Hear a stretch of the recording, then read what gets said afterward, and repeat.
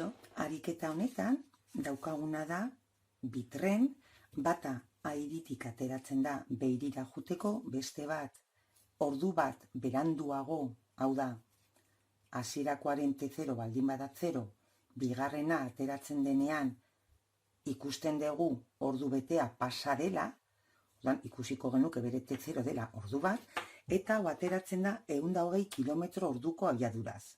Eta lehenengoa berriz ateratzen da 80 km orduko abiaduraz. Eta, esaten digute datu bezala, elkartzen direla atik 250 kilometrotara. Hemen, bitrenak irudikatu ditut, elkartzen direla. Eta galdera da, ze distantzia dago airitik Beirira. Nik uste egoera ulertzen dela. Lehendabiziko galdera beti bezala izango litzateke ze egidura mota daukaten.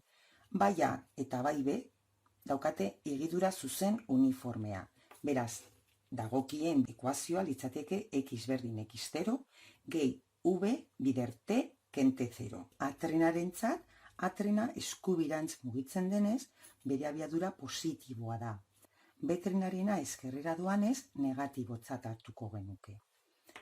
Lehenengo ekuaziorekin, arekin, egingo genuke. Hasierako posizioa 0 da, zeren hemen daukagu erreferentzi sistema, pentsa dezagun hemen pertsona bat dagoela eta berak dana ikusten dula, bere posiziotik, eta bera da erreferentea. Beraz, pertsona horrentzat atrena dago bere ondoan, ondorioz hasierako posizioa 0 da, bere abiadura eskubirantz doanez positiboa, bider t ken 0, zeren eta pertsona horre jarri du kronometroa martxan puntu horretan, eta berarentzat hori da 0. B-trenarentzat berriz, daukagu bere posizioa izango dela, hemengo ikusleak esango luke D distantziara dagoela. Orduan, hasierako posizioa D litzateke. Abiadura minus 120 km ordu, ezkerretara doalako, bider T ken bere hasierako denbora. Hau da, tren hau martxan jartzen denean, hemen dagoen ikuslea bere kronometroarekin ikusiko du ordu betea pasa dela. Eta horregatik, bere hasierako denbora, tren honen hasierako denbora litzateke bat.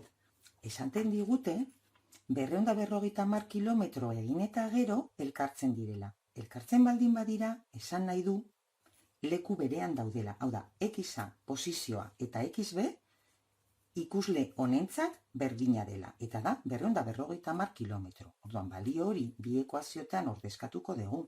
Ondorioz daukaguna da, beraz daukaguna da, bi ekuazioz osatutako sistema bat, bi ez ezagunekin.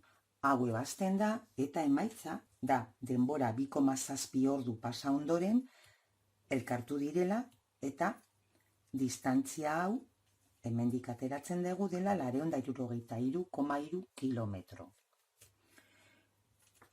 Datuen analizia ikusita, logikoki distantzia hau, beraien arteko distantzia, izan behar du 250 kilometro baino handiagoa. Eta hau da dana, edozein zalantza baldin badaukazue, mesedez iruzkinetan utzi eta erantzungo dizuet. Beste bat arte.